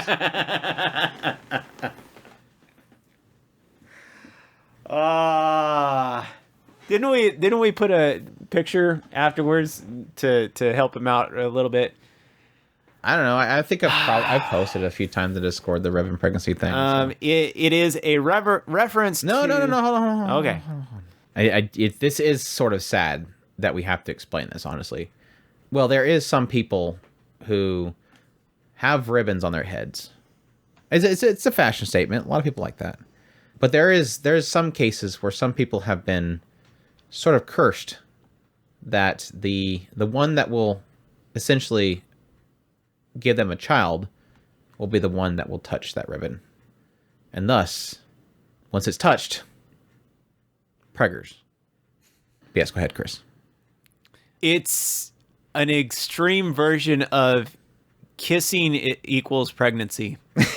Pretty much is. People, if you have not been watching anime very long, if you've never had a show where literally the girl thinks they're pregnant because they kissed. What happened in ReZero here recently too, and it was like, really, we're still doing this? This is still a thing that they think that a kiss is equal preggers? But no, it was in Big Order. Was a show. It was the writer of Future Diaries was doing a new show, so we were obviously pretty hyped about that show. It felt very similar, but yeah, at some point there is a girl on the show who claims that the one that was basically, it was like ordained that there was a prophecy that the one that would touch her ribbon would be the father of her child. And we're not going to continue after that. We're not going to continue after that. It happened. That's all there is to be done. She tripped. And he tried to catch her, and as you do when you're hanging out with a ribbon girl, you would grab the ribbon and not just try to support her any other way. You just grab the ribbon. Just stop, Andrew. We don't need to finish after that. It was cute. Let's be done. It's just let's be done with it. It was great. As much as I give a crap about that show, that was beautifully animated because it literally it's that whole the bouncing rabbit by the ears thing, and it just this thing falls down. Here, let's stop. We don't need to finish the joke. If you want to know the end of the joke, go and look it up. That's all that we need to do. We literally put it all in there. So, Seismic says, "Oh, my sweet summer child." Then we have Patrick meme pictures. Oh no, Vayon. Oh, I'm gonna butcher this. I'm sorry. Vione, I'm guessing is how it's pronounced. Says, "Is mayonnaise an instrument?" Yes. Are you actually thinking about this? It's just yes. Depends on the situation. Depends on the situation. I mean, you can just empty it out and drown the top of it. I mean, are we going in some weird direction with this? Are we just going some weird direction with this? Oh, gosh. It's like Ellen Lease in the recent chapter. She's like, we just stick the fingers in the nose or something like that. Oh, so that's what direction you're going. Okay. Four Stick Man says, a few questions regarding the podcast. What drives you to keep doing the podcast every week? Without the podcast, I'm sure you guys would have more time to do other things. I could be playing a lot more video games, yes. Yeah. Cutting like 2 hours. No, I will say, like, between me and Chris, depending on who does the outline, which I've taken on to myself a lot recently, just because I want to give Chris kind of the flexibility he needs. I mean, with the prep, especially when we get into things like music podcast episodes and previews, it's a lot of pre-setup. It ends up kind of turning into like a, I don't know, 5 to 6 hour ordeal in a week. But I think It's okay though, Andrew. There is I have good news. I have one that I'm cooking up in my head. oh great, here's an outline Andrew has to fix. Chris out the dreaded Chris outlines that we have not heard of in a while. Yeah, I mean there's This one won't be bad. There is a side of me that is like, yeah, should I stop doing the podcast and just focus on the YouTube? Obviously, the podcast as it is now is not really generating. It's not generating revenue. Now there is a lot of people that support us on Patreon because of the podcast, and the Patreon is still technically a good portion of what is sort of keeping this going. So I do want to keep supporting. I still want to keep doing it for those people as well. But the main driving force, and it's always been the main driving force, is this is something to do with my brother. We've had so much fun doing it. We've been doing it for 12 years.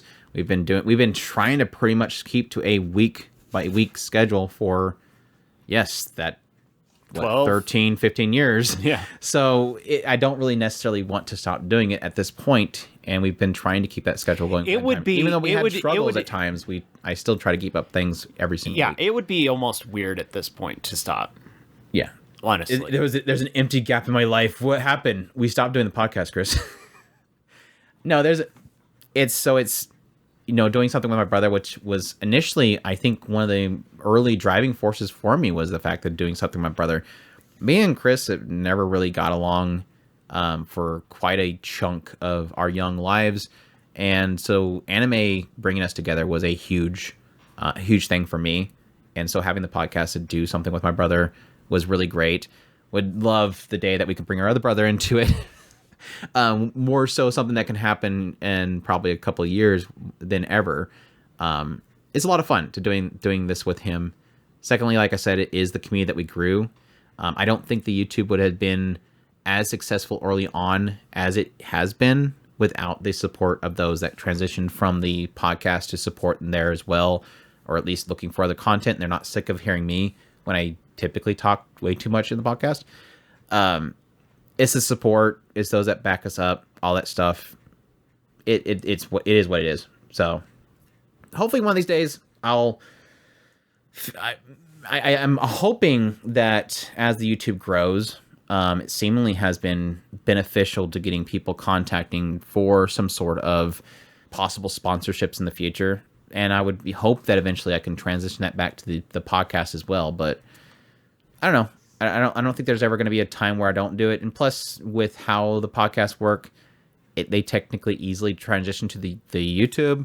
And there's a few of the podcasts that we've done on the YouTube channel that actually did very well. It's typically like previews and stuff like that or first impressions, but they do well. So, but no, they're not like the best on the channel itself, but it is what it is. What have you learned over the years doing podcasts? Pick up any skills? Yeah.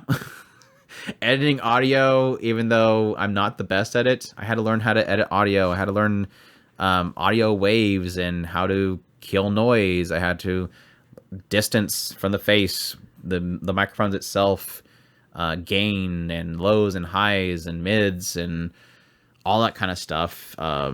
Technically learn how to do podcast feeds and XML files, all that kind of stuff. So I don't really think too much outside of that. I mean, speaking, obviously. Yeah, I was gonna say technically public speaking. I'm a lot more outgoing than I used to be. Oh yeah, I mean, I shocked my coworkers at my last job when we had this big meeting at our corporate office. Well, the company that bought us out, and we went to meet at the corporate office, and they had this whole little thing, kind of, exercises to have everybody meet each other and kind of break the ice for the entire department. And they had this whole thing where we grouped up, and then one person had to be a speaker, and I'm like, I'll do it. And I went up there and I started talking to everybody, and later on, my coworker was like, dude, you did that so good. I didn't know you were good at speaking in front of people. I'm like, I talk too much every week on a podcast. I'm good at talking. But to that effect, that sort of crippled me as I went into the YouTube, because what was my early videos on YouTube? was literally me with my face stuck in the microphone. And the reason that it didn't affect me on a stage was because I was talking out to people, and so I was moving around. But like with the YouTube, it was like I still had the mic in front of me, so my instincts was just to get that face in there, get that. Because for those who don't know, whenever you're talking on podcasts, it's like you're literally trying to vocalize your inflections into the microphone directly, whereas on YouTube you're trying to entertain visually with the audio, so you have to move. And so there was like an after effect of doing the podcast for so long that it sort of messed up my early YouTube videos that I kind of want to take down at this point, because every now and then I'll catch a glimpse of it, or somebody will mention something in an early video and I go click on it, I'm like, oh gosh, it's so terrible. Like, I mean, it is something to say that if you look at your old videos and you see there's a significant difference, you know you're getting better. So that is a good thing. So I'm trying to focus on every year, or not every year, but like at least every couple months, to look back a couple months earlier to look at how you've improved. So anyways, anything you've learned? Just the becoming more outgoing, for sure. Yeah, I think speech patterns and stuff is important too. I literally was about to say I've learned to not say ums, and I literally just got an in there. I still fail, but I really try not to say ums. I noticed hate ums.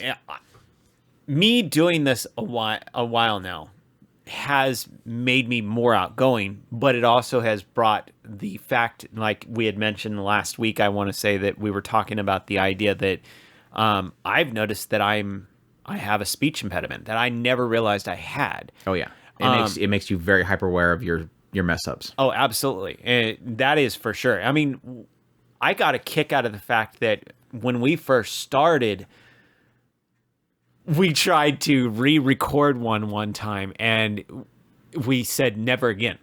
So every because it's never natural after that. It isn't, and we have literally done.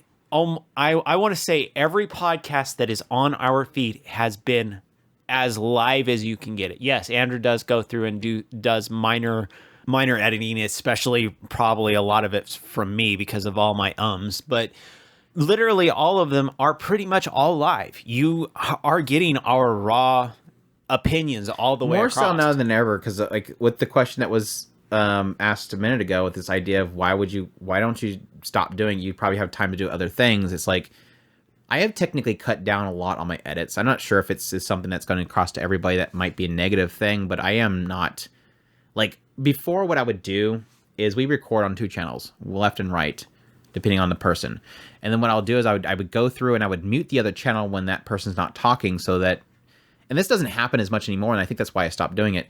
Kreese used to get in there and he would have that breathing happening, and it's not intentional, because I would do it too. I would, you have that one of those days where you have a little bit of something in your nose and you don't realize it until you're checking the recording, and all of a sudden you hear that little whistle and you're like, damn it, I had something in my nose or something, I was making a whistle. Old fart. I don't hyper focus on that anymore as I used to, and hopefully that's not shown in the podcast as a negative. I just kind of at some point realized it's a bit much.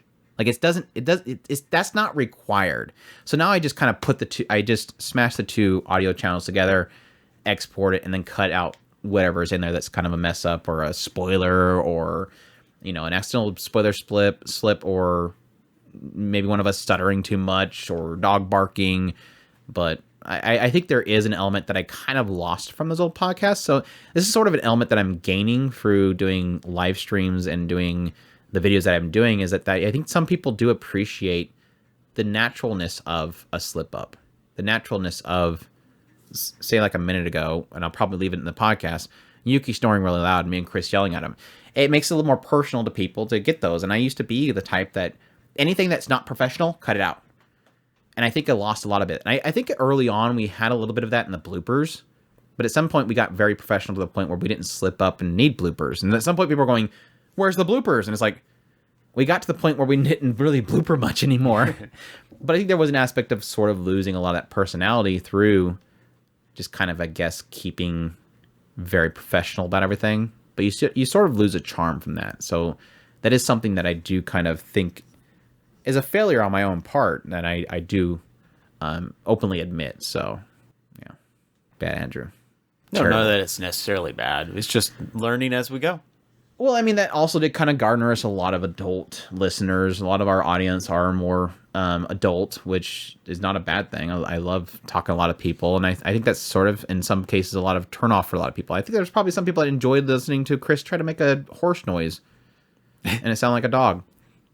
But anyways, last one is, how do you handle criticism attacks because people don't agree with what you said?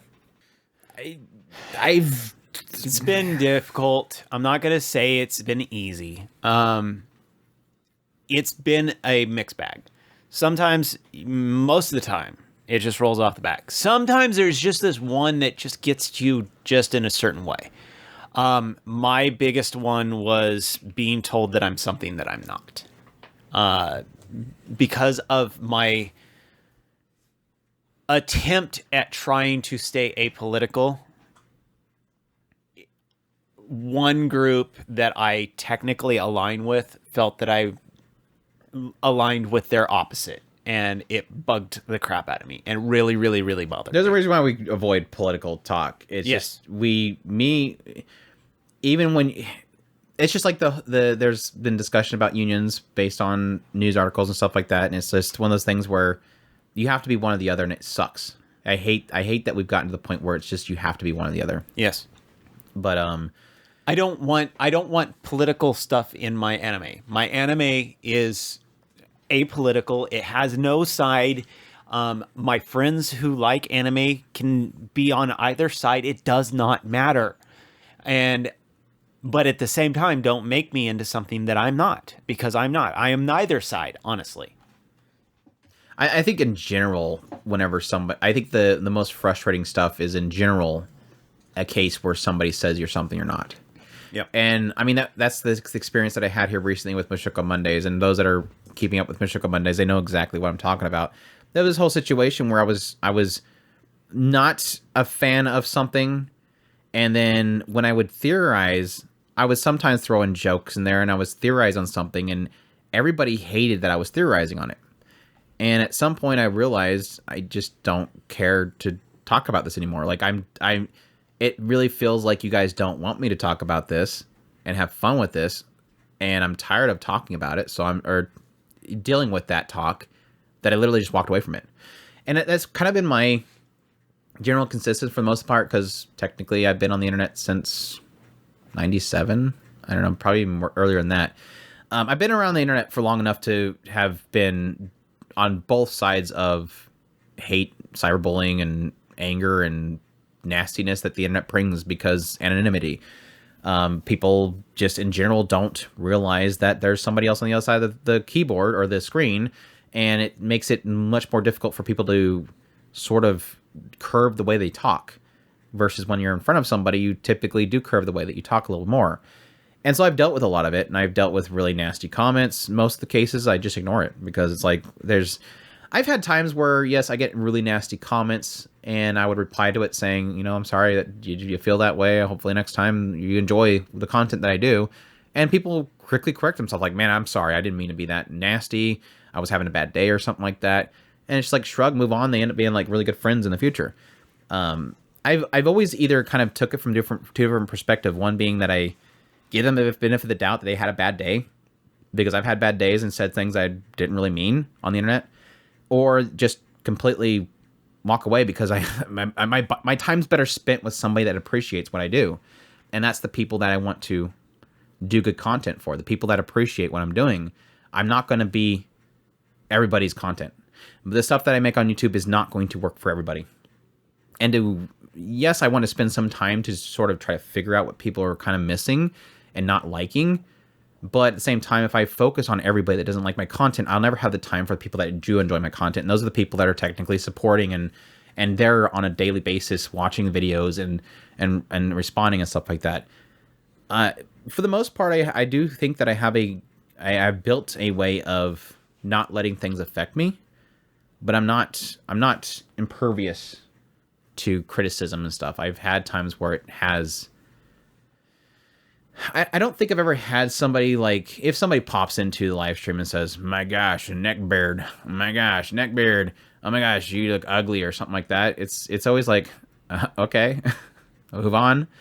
I've gained the fortitude to know that it just doesn't matter. It really isn't worth even responding to most of the time.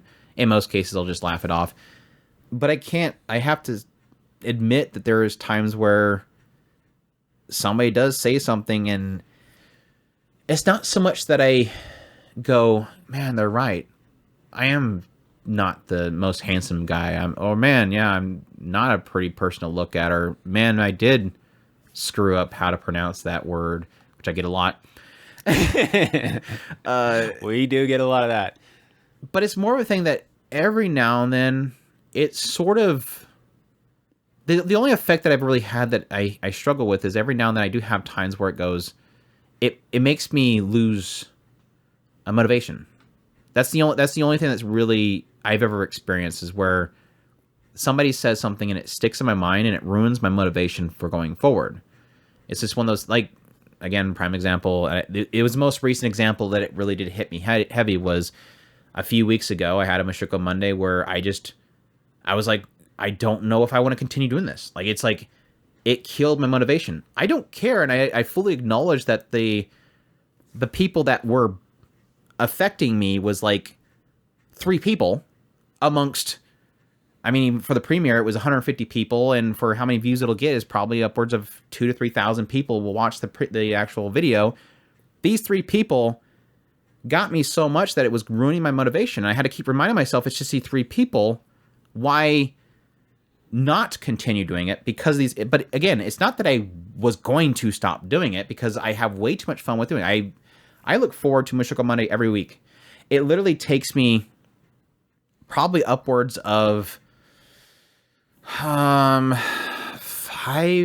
least 5 hours of prep, record, edit, and then another like 2 hours for all the testing, and then the premiere itself, which I'm engaging with. So we're looking at 6 to 8 hours total of time I spend every week on making Mashiko Mondays. It has to be pretty damn rewarding for me alone that I would want to do it every week, because yeah, it's literally just the, you know, at the moment, like 2,000 to 3,000 views it might get per episode, plus the 150 that are on the premiere itself, which is concurrent. It fluctuates, obviously. There has to be some reward to it. And yes, a lot of that reward is those that are supporting, those that are members of it, those that pay into Patreon. Those people mean a lot to me. Thank you, guys. But there is a reward aspect of it, of just the enjoyment of the experience. It has become literally, when everybody says, my gosh, I love Mashiko Mondays, thanks for doing Mashiko Mondays, it's literally like, I thank you, because you guys are making this an enjoyment thing for me. This is something I enjoy, and I love the feedback and the support everybody's done. The people that spend the time, like Adrian and stuff, that are spending the time to keep it clean from spoilers for not just myself, but people that are reading along with it. That has become an experience. Where was I talking about? What was the original? Criticism. Oh, yeah, criticism. Yeah, I do admit that there's times where, and that was a recent example where it just, wow, do I want to keep doing this? I mean, people seeing it in the Mashiko Mondays, I kind of mentioned it there, was like, I just feel like, do I just go back to just posting it? Do I lock up the premiere itself chats? What do I do? And it was one of those things where I probably shouldn't have been so open about it, because I really don't like airing out my laundry. But it was the support that sort of just kind of reminded me that, like, you know, look, it's just 3 people. And again, it was just those 3 people or whatever that got me to that point. Well, that was just like mine. I mean, mine was a closely held core belief of mine, and to be said that I was not that. And looking back on it now, it was like, what, 4 or 5 people out of that group that did that, and it was like, I can't stop just because of those people. Just keep on moving. Yeah. Like I said, I think the one that kind of bugs me the most, and it's one of those ones that I just don't even give them the time of day, is when people say that you are something you're not. Or they assume that you have this belief in something because you don't agree with their way of thinking about this process or whatever. So it's a struggle. But at the same time, like I said, I'm a positive person.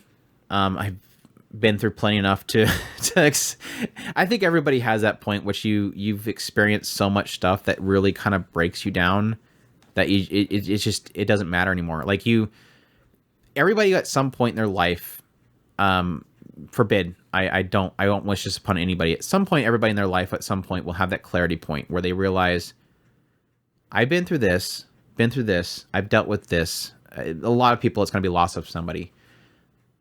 This doesn't matter. Like, Yeah. you calling me a neckbeard or making some comment on my looks or complaining about how I pronounce this word, in the grand scheme of things, it doesn't matter. And I came to some realization point at some point in my life that I don't care. I'd rather, instead of dwell on this negativity right here, I'd rather go over here and make something for somebody that enjoys it. So that's the kind of driving force. Voice. There we go. There's somebody else going to complain about how I pronounce force. Driving force. Well, it's better than ambiguity. Ambiguity. Yeah. And I have tons of recordings of me butchering Japanese names, especially early on. It took me a while to get to that point where I'm pretty confident about how I pronounce stuff now. Well, especially since we wasn't it the when I showed you the kana chart and all that helped? Do you remember? No, I think the big helping point for me for pronunciation was to slow the hell down and stick to those. We call it the each syllable, whatever, keep it to, each breakdown of typically 2 letters. It's 2 letters. Kind of thing. So that was a huge help because we're so used to it in English language, just kind of grouping these massive sets of letters together. Yeah. And they're very kind of not that. Yeah, learning the kana and the hiragana helped me a lot in understanding how they pronounce their words. Yeah. Anyways, that's it. We managed to wrap up the mailbag episode with all of the questions that we currently have in the submit questions area, unless I missed something, and then somebody will say, hey, you missed this one. You just reply to it and say, hey, you missed this one, and I'll get it later. So this is a call to all of you. Get on the Discord. Get on the mailbag section. Get on Ask Discord, the questions. Discord. Get on the Discord. Because now we're out of questions. Yeah. There you go. So it's on you guys. Put your questions in there so they can be answered later this year. Doesn't boast any confidence when it took us this long to get these ones done. But again, that was the reason why I wanted to do the mailbag. Some of these questions, like I said, were back in January, and it's like I hate when it gets that long. So anyways, we thank you guys for the questions. Thank you guys for jumping onto here. Those, again, that support us either by telling other people about us. Just got recently a shout out on Twitter. I should probably say thank you on here just for that sake. So they get a special shout out because they said something on Twitter. They get a shout out on here. If I can type Twitter one-handed from a distance because my keyboard's way away from me. But no, I really do love when you guys get onto, other social media and let people know about us. That means a lot to me. It was Specs the Beast said on Twitter that some of their favorite podcasts to listen to was Doesn't Matter, number 2, Otaku Spirit, and the rest doesn't matter because number 2 is us. But no, I appreciate it. Thanks for the shout out there. But yeah, everywhere people shout us out, it does mean a lot to us because word of mouth is the best way to help us grow. Always looking for growth. And yes, as per usual, love all the people that support us monetarily on Patreon through a tips link in order to, one-time donation.